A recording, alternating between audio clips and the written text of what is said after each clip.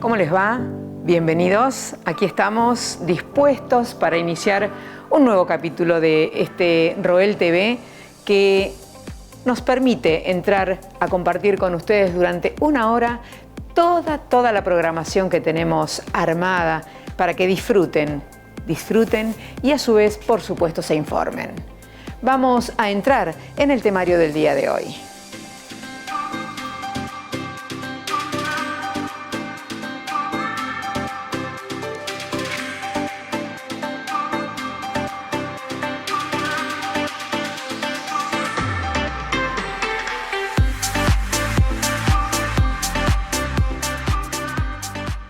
Diferencias entre ansiedad y angustia.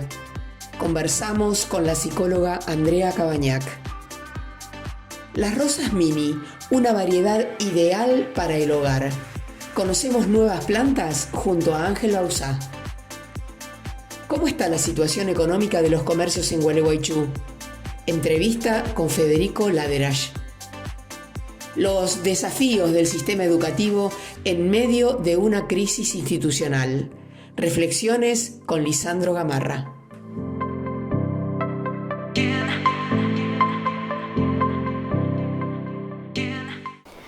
Estados de ánimo, formas de vivir que nos imprime la propia sociedad y que nosotros desde nuestro lugar tratamos de manejarnos como podemos, como aprendemos, como nos ayudan, como nos acompañan. Y por eso, para tratar de entender un poquitito y aportar un conocimiento para ver cómo podemos manejarnos frente a esta realidad, vamos a estar hablando con Andrea Cabañac, licenciada en Psicología, sobre ansiedad y angustia. Hola Elsie, buen día, ¿cómo estás? Muy bien. Bueno, nosotros por ahí tendríamos que retomar un poco lo que estuvimos hablando en la entrevista anterior, que sería interesante retomar varios temas que habría que aclarar, habría que, si vos me querés hacer más preguntas. Sí, justamente me gustaría que marcaras la diferencia entre angustia y ansiedad, porque creo que allí a veces se confunde al momento de decir por el lugar que uno está atravesando emocionalmente. Bueno, en realidad por ahí tendríamos que hablar un poco de determinados conceptos que en la actualidad han cambiado un montón. Porque la ansiedad está más reflejada a lo que antes se decían estados nerviosos. Qué nerviosa que es esta persona es muy nerviosa, está más relacionada a eso. Entonces, la ansiedad tiene que ver con que todo tiene que solucionarse ahora. Entonces la persona se programa situaciones para mañana, para pasado mañana, que eso es la imposibilidad. Por eso es lo que genera un estado de ansiedad en todo nuestro organismo. Claro, porque se imagina un futuro que no sabe si va a suceder. Que ni siquiera, claro, y se proyecta y se programa situaciones, se proyecta diálogos que ni siquiera han ocurrido, que solo está en la imaginación. Entonces, todo el cuerpo se prepara en una situación de alerta, como que algo va a venir todo el tiempo. Entonces, y a lo mejor no viene. El cuerpo se pone todo en situación de alerta, como algo que va a venir, y que va a venir inexorablemente. Y tal vez eso no pase, justamente porque nadie sabe lo que va a pasar mañana. ¿Y en el caso de la angustia? No, en el caso de la angustia tiene que ver con dos situaciones totalmente distintas, porque la angustia en realidad en general, porque después tenemos que hablar de angustia señal y angustia actual, pero la angustia tiene que ver con un desborde a nivel interno de nuestra libido que se desborda del aparato psíquico, donde no se puede canalizar y donde estas experiencias sí son reales, tienen que ver a veces con situaciones que vienen del mundo exterior y a veces con situaciones traumáticas de la persona. ¿Con duelos? Con duelos también, sí, situaciones traumáticas. Todo lo que tenga que ver, sí, con duelos, pérdidas, traumas, todo vivido por la persona. Sí. A ver, cuando yo digo vivido por la persona, estamos diferenciando lo que tiene que ver con realidad, con verdad. Porque la verdad, cuando alguien siente un dolor emocional, es propio. Yo no puedo decirle a una persona que esa situación no es traumática, que no es dolorosa, que no es una pérdida, que no se... porque es lo que vive la persona y lo que percibe. Cada uno. Y frente a eso se genera una situación traumática, o se genera un duelo, se genera una situación... O una frustración. También. Ahora, sí. hay una pequeña o gran manera de fusionarse, de tener una cierta correlación entre lo que es la ansiedad y la angustia, porque cuando yo estoy deseando algo o me imagino algo y estoy esperándolo y si no sucede, se me genera un estado de angustia. Sí, lo que pasa es que la persona que es ansiosa, en estados normales me refiero, vive en un constante estrés. Entonces, cuando llega a la entrevista, nosotros podemos traducir de dónde viene, por dónde viene, si tiene que ver con la angustia, esa situación de ansiedad. Sí, en la angustia sí hay síntomas de ansiedad.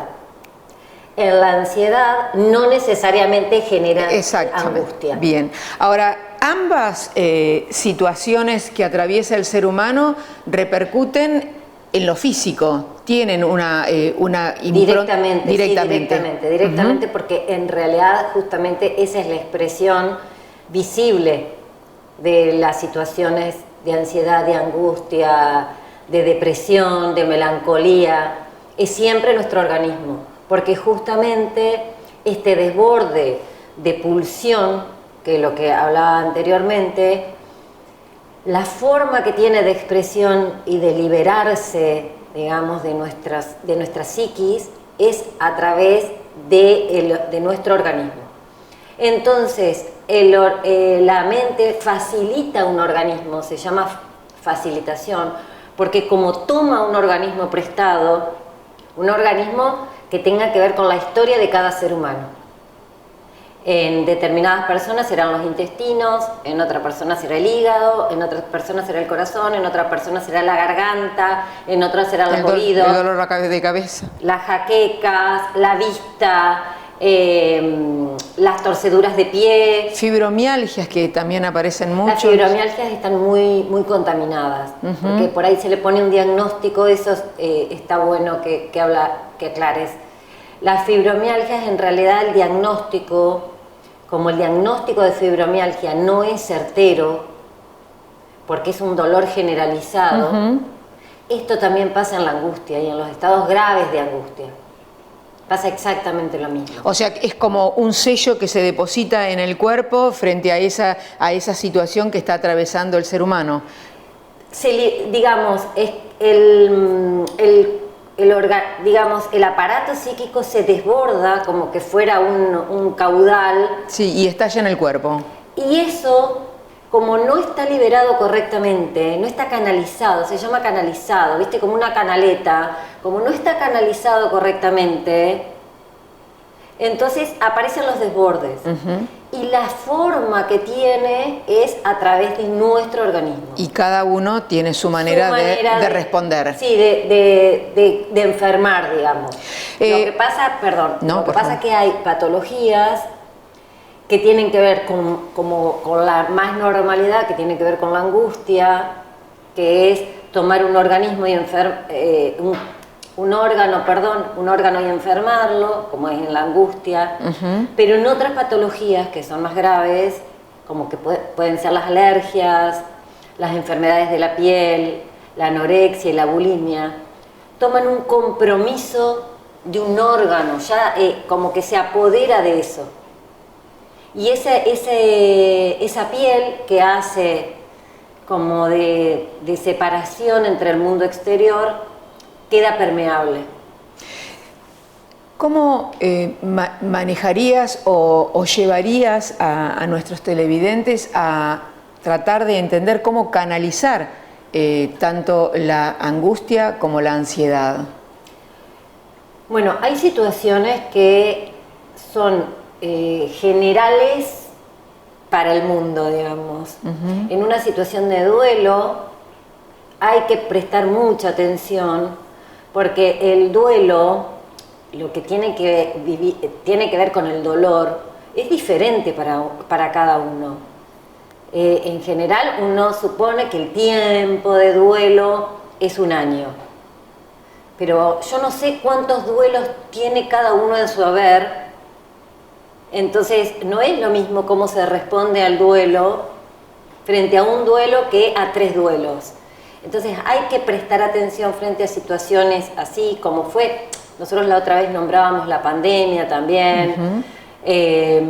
A veces cuando los hijos se van de la casa a estudiar, hay padres que no están preparados para esas situaciones y también deberían consultar determinados cambios que ocurren en las casas. Por ahí hacer una pequeña consulta. Y no... Para poder reconocer esas situaciones que desbordan a la persona, ¿no? ¿Y cómo ir haciendo? Unas pequeñas consultas, al menos una consulta, una entrevista, a ver por dónde ir, qué es lo que puedo hacer, con determinadas características de la persona, bueno, qué es lo mejor que puedo hacer. Me tengo que poner en un gimnasio, tengo que salir a caminar, tengo que buscar un grupo de estudio, tengo que buscar amigas. Claro, tengo para que ver estudiar, qué salidas se pueden buscar. De acuerdo a cada uno.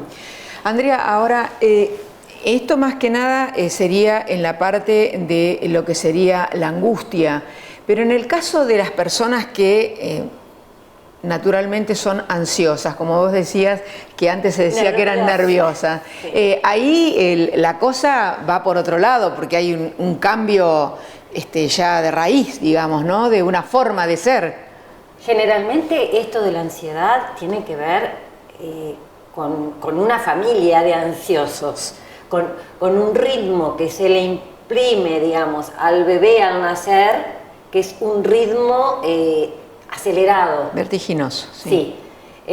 Antes se tomaban los tiempos para amamantar, antes se tomaban los tiempos para cada cosa, digamos, eso ha cambiado y entonces también por eso también han aparecido un montón de patologías asociadas a la ansiedad.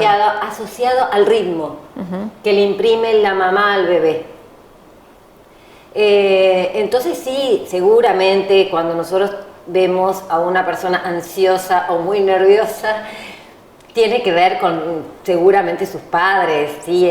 Esto es muy, muy real, digamos. Pero eso también repercute en el organismo. Sí, porque se vive en estado de alerta. Claro. Entonces es como que yo te dijera cómo se puede tomar un café con una amiga en Pakistán. Cómo se puede, en un estado de guerra, digamos, es muy difícil relajarse. Y la persona ansiosa es como que vive permanentemente en un estado de guerra. Claro, pero vos ahí estás hablando justamente de un sistema, de algo que lo rodea. En cambio, en este caso, hablando de esta ansiedad a la que nos referimos, es algo que la ansiedad la tiene el ser humano interiormente, es su manera de manejarse con el mundo. Sí, y así lo siente, que todo es una tragedia y si no hago determinada cosa, ¿cómo voy a hacer? Y entonces yo ya sé qué me va a responder el otro y yo ya sé qué piensa el otro. Entonces me anticipo a situaciones y eso es lo que genera un estado de alerta, trastornos de sueño, a veces erupciones en la piel. Sí, dolores de estómago, carencia en la buena digestión. Ahora, ¿y ahí cómo sería? Porque es posible hacer cambios en nuestra vida, somos seres humanos y tenemos la ductilidad de poder elegir qué caminos tomar, pero obviamente tenemos que tener herramientas y tenemos que generar ese espacio para poder lograrlo. Allí, ¿qué aportarías vos en el caso de la ansiedad? Lo que pasa es que es un trabajo, primero, de que esa persona entienda que no se puede visualizar y no se pueden resolver problemas a futuro. No se trata de no programar una situación, como por ejemplo en tu caso, vos tenés un trabajo que sí lo tenés que programar. Porque tenés fechas, porque tenés vencimientos, porque tenés presentaciones. Entonces sí, lo que nosotros trabajamos es en relación a cómo vivo mi día hoy. O sea, vos cuando te levantás, ¿cómo vivís el día a partir de que te levantás? Yo tengo que vivir el día a día, el día del viernes. Hoy es viernes, tengo que vivir el día viernes. No puedo ya empezar a hacer la agenda del lunes. Y también tener en cuenta el hecho de que uno es uno y a veces estamos esperando del otro otras cosas, y eso también hace que genere un estado de ansiedad, porque estamos esperando respuestas frente a situaciones que están en el exterior y que uno a lo mejor no las puede manejar, porque no sabemos la respuesta de los otros. Bueno, los otros días nosotros hablábamos del estrés que provoca vivir hoy en día, ¿no? También nosotros estamos viviendo en un país bastante difícil, que se nos pone difícil el trabajo, que se nos pone difícil los sueldos, que vivimos con realidades de nuestros padres, de nuestros abuelos, de los ancianos, de la gente carenciada, de la gente que tiene más, sobre todo acá en Gualeguaychú, que es un pueblo chico y estamos acostumbrados a mezclarnos entre todos, y hay muchas realidades, y la realidad hoy en día se nos impone de una manera como que irrumpe en todo nuestro aparato psíquico, digamos, porque se nos irrumpe la moda, irrumpe la manera de hablar, irrumpe la tecnología, todo irrumpe en nuestro sistema. Entonces, nuestro sistema y nuestro aparato psíquico se tiene que adaptar a una vorágine que viene expuesta desde el exterior. Y sin lugar a dudas, de esta síntesis de charla, volvemos a repetir la frase de cómo la ansiedad en este caso y la angustia van desde lo psíquico a lo físico, cómo pueden repercutir en lo físico, dañando nuestra salud, ¿no es cierto? Sí, en muchos casos, como pasa con las alergias y las otras patologías, digamos, ya queda impreso en la piel. Por ejemplo, el caso de la psoriasis, vitiligo, quedan impresas en la piel.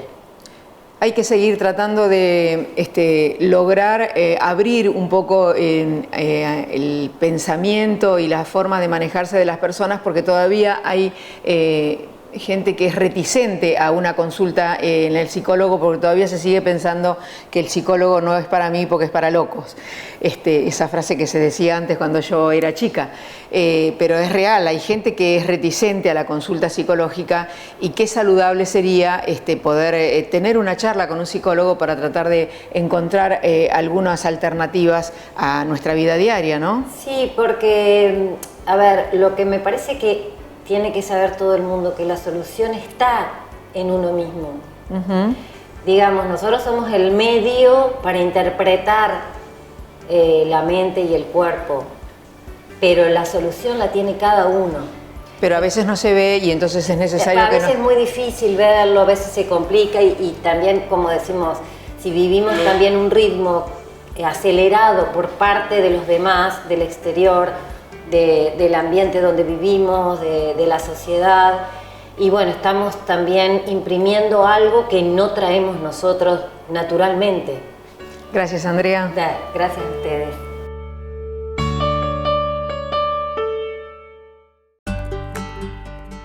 Donar sangre es un acto de compromiso con la vida. Es un enorme gesto solidario. Es fácil y seguro. En solo 20 minutos podés salvar hasta 4 vidas. Dona sangre. Salva vida. Gobierno de Entre Ríos.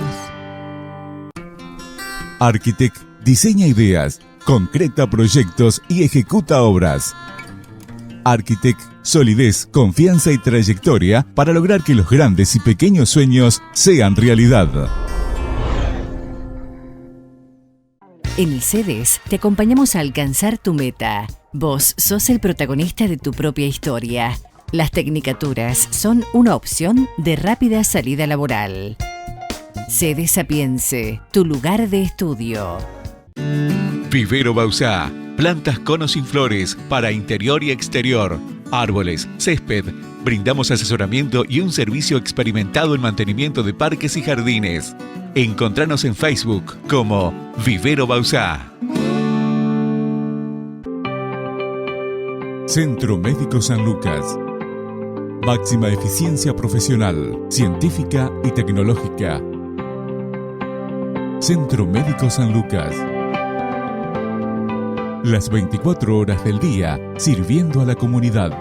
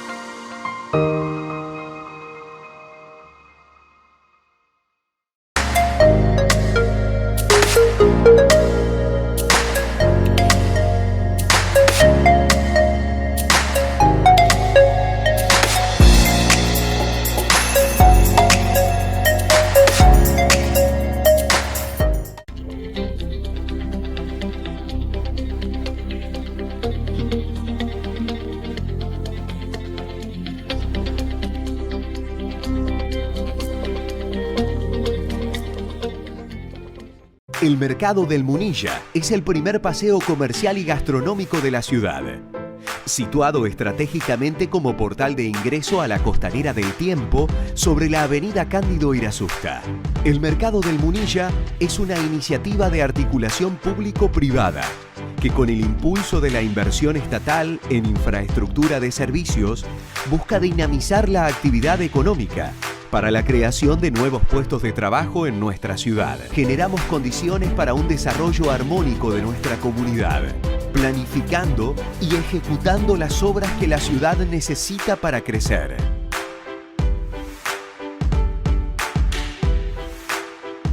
Gualeguaychú, la ciudad, sos vos.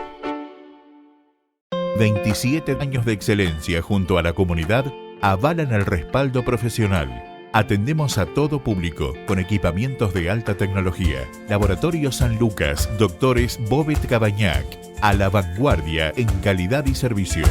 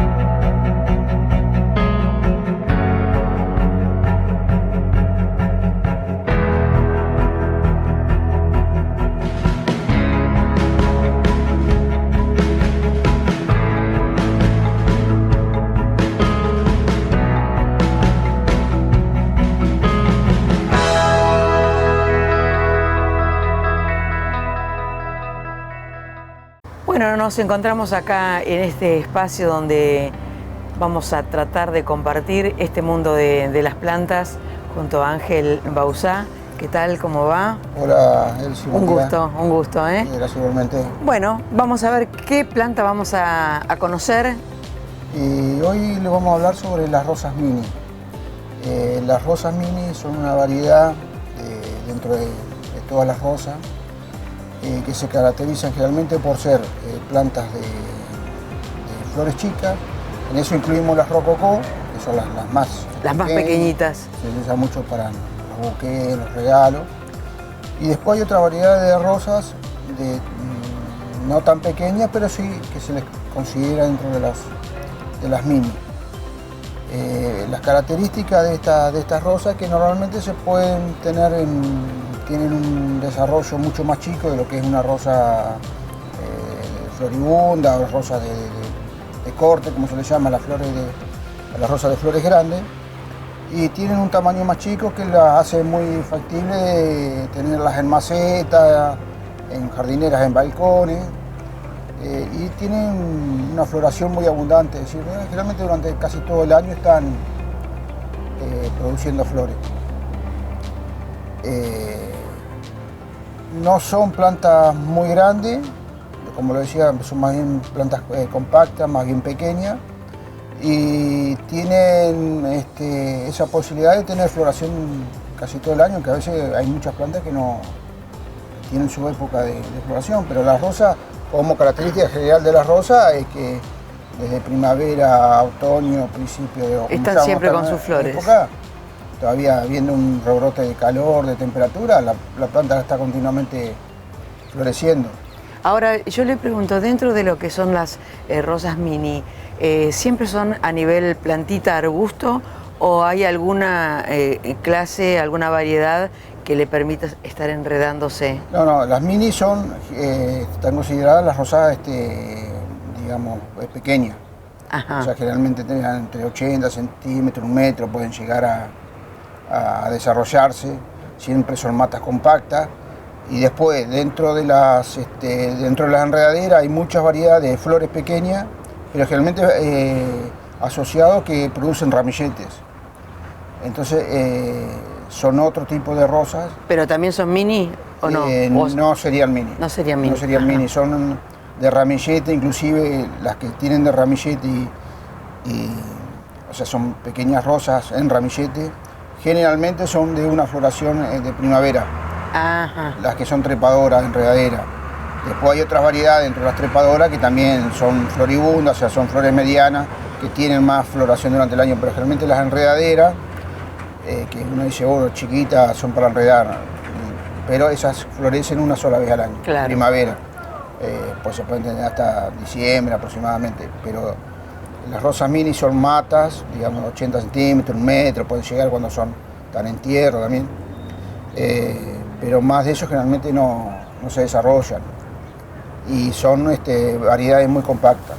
¿Y con el riego, la humedad, cómo se maneja la eso? La rosa es como también, o sea, como las mini, como las rosas comunes, son de sol, o sea, necesitan luminosidad para su floración, su desarrollo. O sea que no son para interior. No es una planta interior. Puede andar bien afuera, un patio, los balcones andan muy bien. Una planta, tanto que sea, por ejemplo, uno dice, necesita luz, sol, puede estar al norte, al este, al oeste, puede estar al sur, ¿por qué? Porque son balcones, por ejemplo, un edificio, tienen lugares ventilados, abiertos, entonces eso también las hace muy factible de que sean utilizadas para ese lugar. Y por ejemplo, en esta época sí, cada 3 o 4 días estando en maceta hay que regarlas. En verano son de regarlas abundantemente. ¿Requieren algún nutriente, algún cuidado especial? Y las rosas son plantas que responden muy bien a la incorporación de fertilizantes, de nutrientes, o sea, tener el suelo siempre bien drenado, bien esponjoso. No tanto resaca solamente, porque a veces se cultivan mucho en resaca, en hoja de pino, pero por una cuestión de cultivo, o sea, de costo, de factibilidad, pero después, cuando uno las pone en maceta o un cantero, le conviene agregarle un poquito más de tierra negra, con resaca, con compost. Para que tenga una tierra un poco más firme, claro, digamos, exactamente. ¿No? Lo que pasa es que los cultivos se manejan de una manera, fundamentalmente el tema del costo, lo hacen generalmente en resaca o en pinocha, pero no es lo aconsejable. Como usted mencionó que las rosas mini están todo el año, ¿es necesario en algún momento hacerle alguna poda, alguna limpieza especial? Sí, como todas las rosas, o sea, lo ideal es esperar que la planta esté en reposo. Antiguamente, eso es una nota también, podríamos hablar el tema de la poda. Antiguamente se pensaba que los meses sin R empezaban en mayo, junio, julio, agosto, pero con las características climatológicas de los últimos años, eso se ha ido posponiendo. O sea, cuando uno lo hace a conciencia, ¿no es cierto?, sabiendo las necesidades de la planta. Calcule que usted, por ejemplo, en este momento están todas las rosas floreciendo o terminando de florecer. O sea que nosotros tenemos para hacer una poda, hacer una limpieza, lo ideal es esperar que la planta se despoje de las hojas, pierda prácticamente, y ahí recién realizar la poda. Que yo calculo que va a llevar 20, 30 días más. Es como cualquier rosa, por supuesto, siempre van a ser podas más finas, de ramitas más chicas, porque las mini son ramas mucho más chicas, o sea, tiene más cantidad de ramas, pero ramas muy finas. Pero sí, también se necesita de una poda, de un aligeramiento de las ramas, inclusive para que después en primavera pueda rebrotar con todo el esplendor y la floración.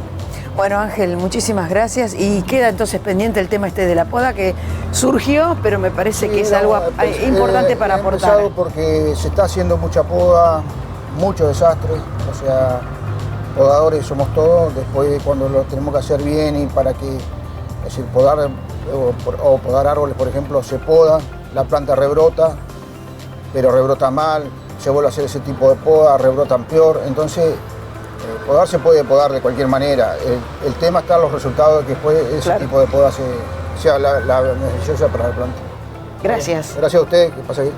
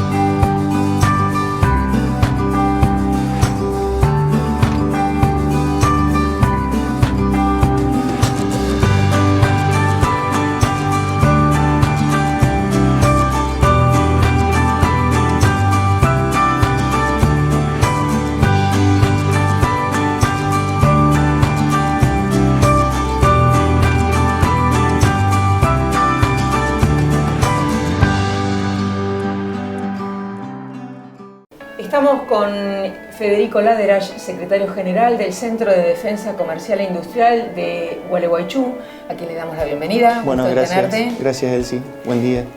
¿Cómo está la realidad comercial de Gualeguaychú? Hoy bien vive una primavera en relación a, comercialmente hablando, económicamente hablando, en relación al resto de la provincia, a las ciudades del centro de la provincia. Estamos viviendo una situación, te diría, muy distinta. Allá está la economía muy contraída y acá se está moviendo.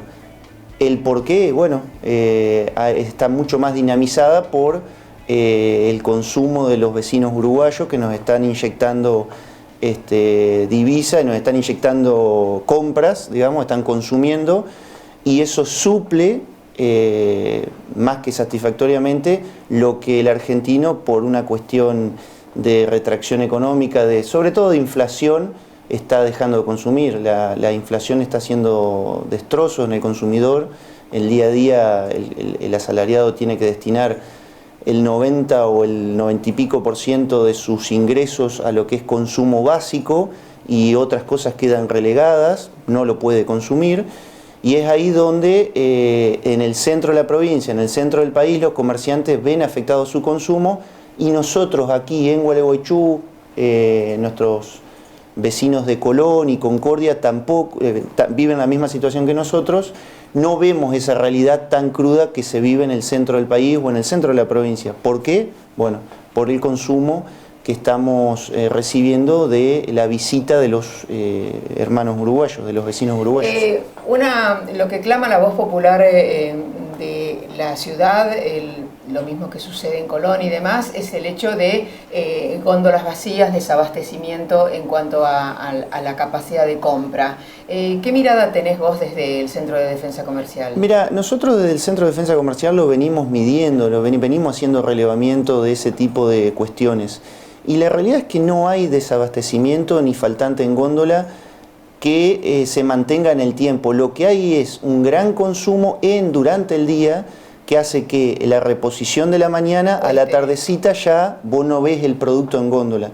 Pero al otro día ya está de vuelta, o sea, no hay un desabastecimiento. Eso no es así, lo hemos medido con todos los supermercados, con todas las tiendas de distintos productos, y lo que hay sí es que la góndola se vacía, o la góndola o el perchero, con rapidez, digamos. Con rapidez en el transcurso del día.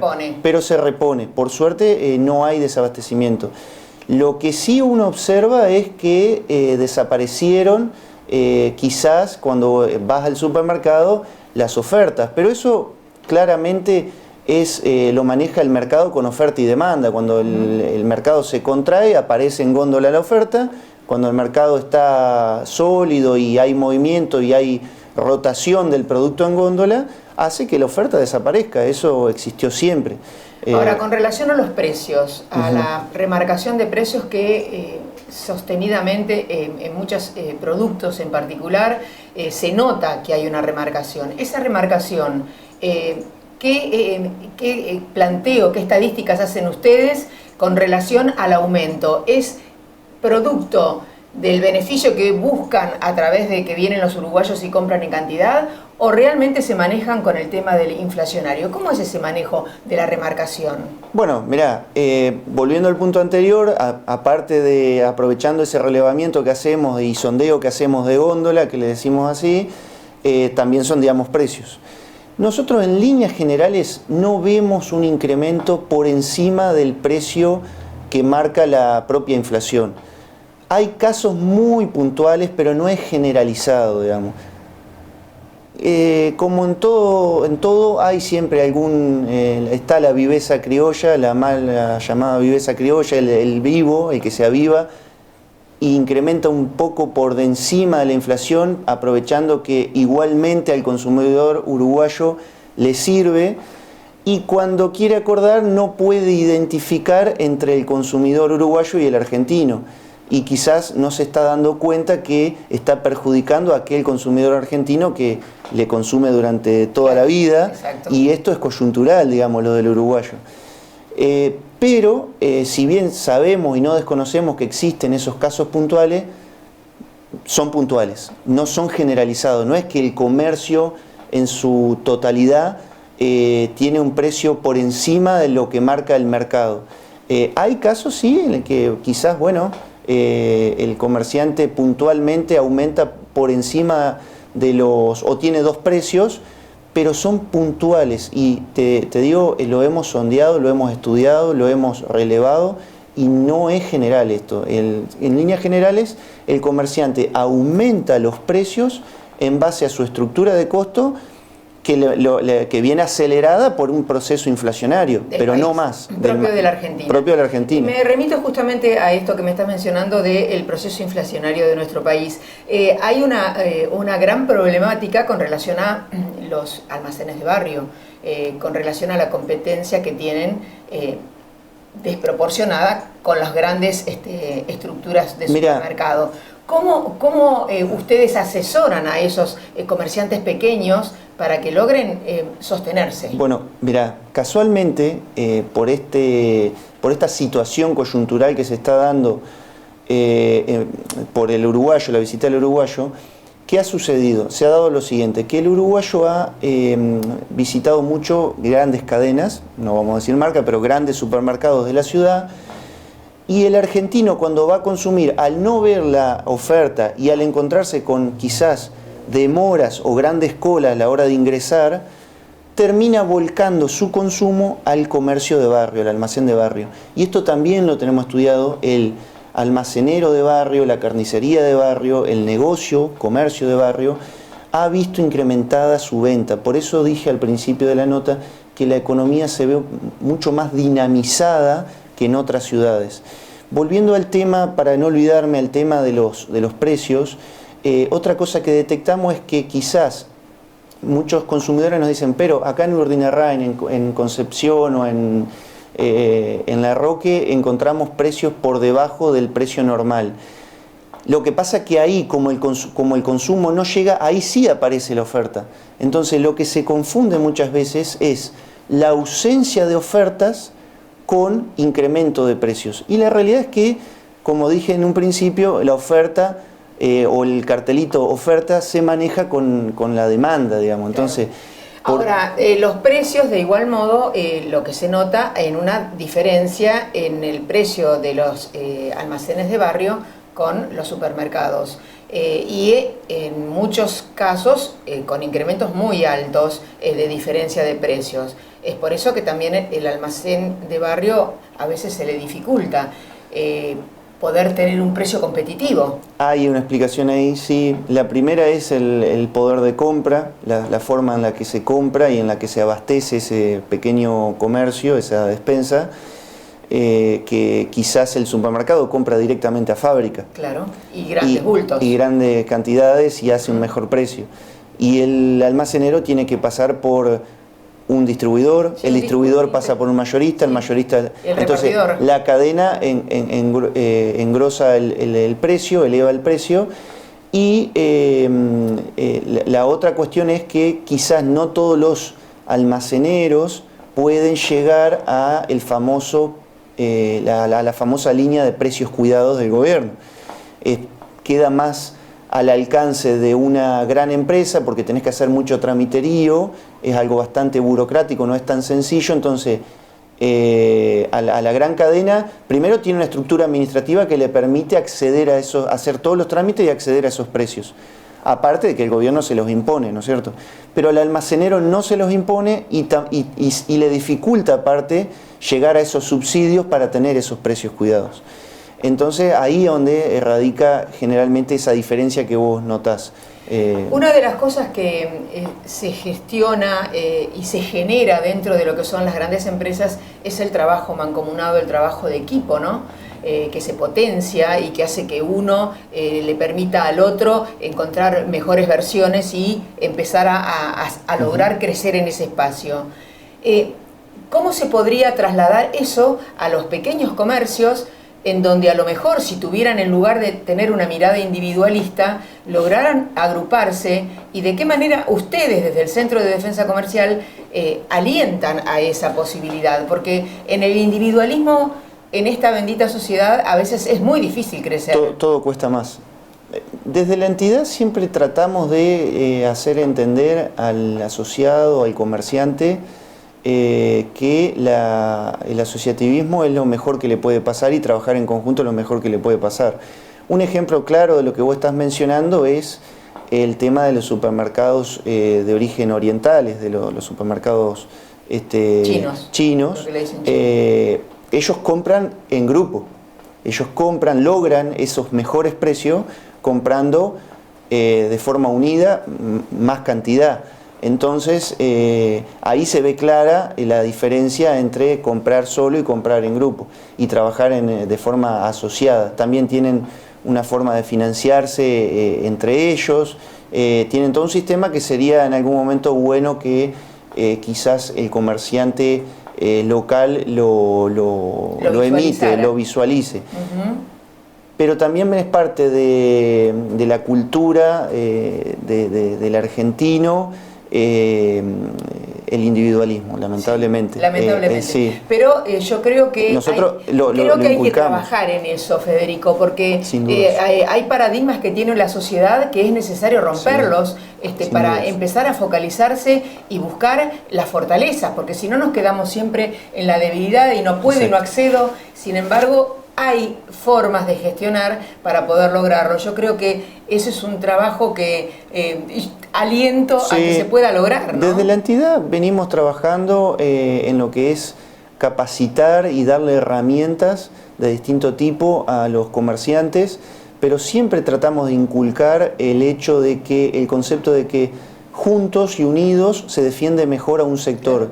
No solo se trata a veces de defenderlo de políticas públicas o defenderlo de, sino se trata muchas veces de que en conjunto pueden surgir negocios que uno desde lo individual no lo está viendo. Y por ejemplo lograr acceder a determinados precios y determinadas oportunidades que solos no podrían acceder. Es que muchas veces no se trata solamente de una cuestión de conseguir mejores precios, sino que quizás con la estructura que vos tenés pequeña no podés, pero cuando se suman las individualidades, se suman las estructuras pequeñas de todos los comercios, tenés otra estructura, tenés otra capacidad de inversión, tenés otra capacidad de financiarte. Sí, otra espalda, como se dice, otra espalda, ¿no? Y otro poder de golpear puertas. Sí. No es lo mismo ir a golpear puertas al municipio, a la provincia o a la nación, o, ni te digo, a las entidades financieras, en un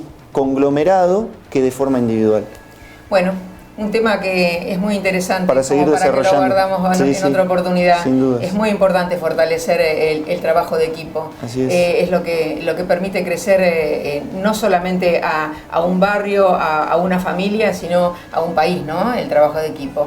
Justamente es una de las cosas que en Argentina nos está sucediendo, que cada uno tira para su lado. Ya se va a dar. No, en algún momento nos vamos a dar cuenta de cuál es el camino. Gracias, Federico. No, por favor. Gracias a ustedes.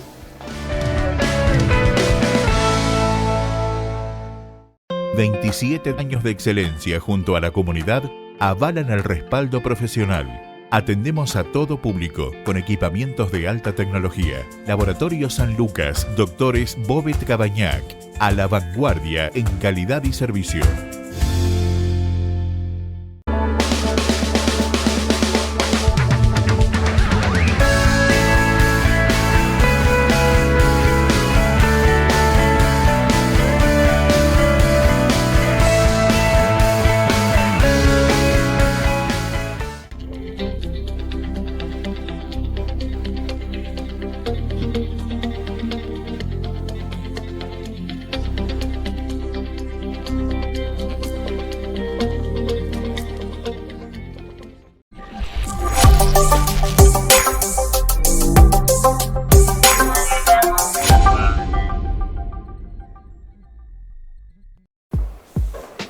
Estamos en una Argentina en donde la educación está teniendo ciertos huecos que no permiten el crecimiento, la expansión y el desarrollo de los jóvenes, y muchos de ellos incluso tienen deserción y no tienen una educación adecuada. Pero más allá de eso, un sistema educativo que requiere de una mirada un poco más profunda desde las políticas públicas. Estamos con Lisandro Gamarra, como siempre charlando con él, aportando su reflexión, abogado y referente político. ¿Cómo estás, Lisandro? Un gusto tenerte. ¿Cómo estás, Elsie? Gracias por la invitación nuevamente. ¿Cómo ves vos, desde esta presentación que yo hice, a la educación dentro de la Argentina? Claramente la educación ha venido en desmedro o en decadencia, por así decirlo, en los últimos 15, 20 años. Hemos visto una educación pública que ha caído en todo sentido, no solamente en el sentido curricular y contenido, sino que al mismo tiempo también ha caído en lo que tiene que ver con infraestructura, en lo que tiene que ver con salarios docentes, en lo que tiene que ver con el lugar en el que se la colocó dentro de las políticas públicas del Estado, ¿verdad?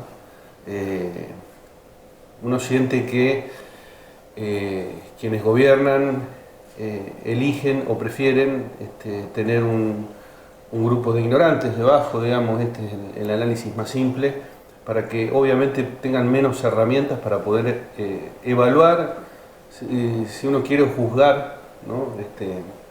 Sus desempeños en la función pública. Por lo menos es lo que uno ve desde lo más simple. Uh-huh.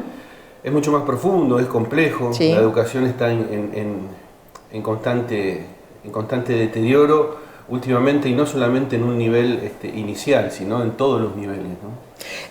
Acá podríamos hablar de 4 partes. Una es la parte de infraestructura, como mencionás, otra es la parte del desarrollo de contenidos y las exigencias y aportes que se le brinde al educando. Por otra parte están los docentes, ¿no? Y por otra parte un joven en donde ir a estudiar en un entorno que no lo estimula para querer superarse, porque ve que a lo mejor por otro lado se obtiene dinero más fácil y entonces la educación no forma prioritaria. Creo que son 4 ejes que de algún modo marcan esos cimientos en donde deberían las políticas públicas estar trabajando, ¿no? Sí, totalmente. A ver, creo que el primer lugar donde nosotros deberíamos concientizar, y esto es responsabilidad de cada uno de los padres y de las madres, es en la familia. Concientizar a nuestros hijos de que la educación sigue siendo la prioridad, que es necesario tener una educación primaria, una educación secundaria, poder acceder, si se puede, a una universidad o a un instituto terciario, porque realmente sigue abriendo puertas, ¿no? Hoy uno ve que no es suficiente. Antes alcanzaba con la secundaria, después alcanzaba con tener un título terciario universitario, hoy ya no alcanza con eso para obtener un trabajo, esa es la verdad. Pero lo cierto es que en el primer lugar donde nosotros tenemos que hacer el clic y el cambio cultural es en la familia, ¿no? En el seno familiar, donde tenemos que volver a inculcarle el concepto de estudio. El concepto de estudio, el concepto de educación, el concepto de cultura del trabajo, porque la educación no deja de ser esto, ¿no? No deja de ser el trabajo de los jóvenes, el trabajo de los niños, a la par del esfuerzo que puedan hacer los padres para darles un mejor pasado. La otra pata que yo había mencionado es la de los docentes, en donde un docente mal pago no tiene la misma motivación que un docente que estuviera bien pago, porque se preparó para brindar ese servicio, pero cuando uno tiene el estímulo de ser remunerado y reconocido, trabaja de otra manera, ¿no?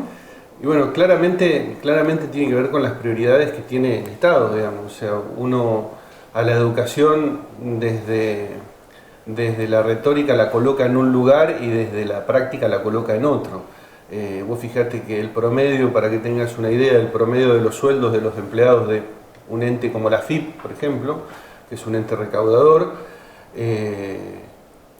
anda alrededor del $1.000.000, ¿no? Un sueldo promedio. En un docente el sueldo promedio anda entre los 150 y los 200.000 pesos. ¿Cuáles son las prioridades? ¿Quién es más importante que quién? Me parece que no hay que dar una explicación lógica a esto, ¿no?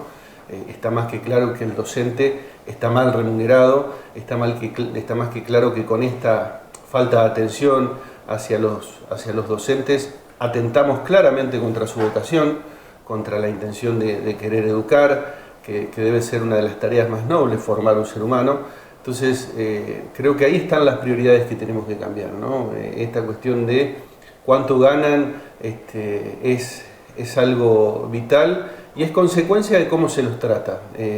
Yo creo que el salario del docente es una de las cuestiones que tenemos que rediscutir a fondo, además de las condiciones en las que trabajan y además, vuelvo a insistir, en el seno familiar, también la familia, cómo acompaña ese proceso y cómo entiende y qué lugar le da al docente en la educación de su hijo, ¿no? Últimamente uno observa, hace poquito, escándalos, golpizas, agresiones a docentes por parte de los padres por malos resultados, claro, o por malos exámenes, ¿no? Entonces, bueno, una es la pérdida del respeto hacia el otro. Y en ambos sectores, tanto en alumnos como docentes, que son los dos ejes que estamos hablando en este momento, de algún modo el sostén es la motivación, ¿no? Y creo que 100%. Ahí se recicla y se potencia, ¿no? Hay un feedback permanente en eso. 100%. La motivación a tratar de ser mejores, la motivación también en los jóvenes, lo que ha pasado es que no tienen una motivación respecto del futuro del país, claro. No ven un país con futuro, con posibilidades laborales y de crecimiento, entonces también apuestan a otro tipo de cuestiones, incluso a irse del país, ¿no? Que esto también es algo muy, muy importante, volver a tener en cuenta estas cosas vos decís, ¿no? La palabra motivación me parece que se aplica en todo el espectro, sí, sí, ¿no? totalmente. No solamente en la educación. La otra pata que yo había mencionado es la parte de contenidos y de manera de cómo se rige la evaluación. Es como que uno nota y es muy visible a través de estadísticas e investigaciones en donde los chicos no pueden leer un texto de 3 o 4 renglones y lograr hacer una sinopsis de eso que leyó, esa comprensión de texto. Ya ahí estamos marcando un poco el eje de también a dónde es que hay que estar apuntando. ¿Estamos educando para más o estamos educando para menos? Bueno, tiene que ver con esto también, porque acá no entran solamente los docentes, acá entra la política pública de la educación, donde la orden es, no tiene que haber repitencia, donde la orden es, todos tienen que obtener su título secundario, primario. Entonces, en función de eso, se genera una gran contradicción, ¿no? Y a eso hoy sumale la ciencia, la tecnología, las inteligencias artificiales que siguen avanzando, a aparecer, sí. Y que obviamente van generando una brecha muchísimo más importante en esto, porque no los colocamos a los gurises o a los estudiantes en cualquiera de los ámbitos en un compromiso de tener que analizar y profundizar determinadas cuestiones para entender la realidad y el entorno. La calidad educativa y la intensidad de esa calidad educativa, ¿no? Sí, yo creo que es uno de los ejes centrales y principales que Argentina tiene que tratar en los próximos años para no seguir entrando en una decadencia en el subdesarrollo educativo, ¿no es cierto? Y el último eje que ya estamos redondeando, el último eje que yo había apuntado era a las infraestructuras, ¿no? Muchas, uno ve que los políticos que inauguran una escuela, pero resulta que hay otros colegios, inauguran una escuela y al poco tiempo la escuela está deteriorándose, edificios nuevos o edificios viejos que no tienen el mantenimiento que tienen que tener. Eso también forma parte de esas 4 patas que yo había mencionado. Lo que pasa es que cuando uno habla de infraestructura no habla solamente de la cuestión de que tengan un edificio para funcionar. Estamos hablando de que hubo edificios nuevos que están inaugurados recientemente y sin embargo las clases se suspendieron por el calor, por los cortes de luz, se suspendieron porque no tenían agua en los baños.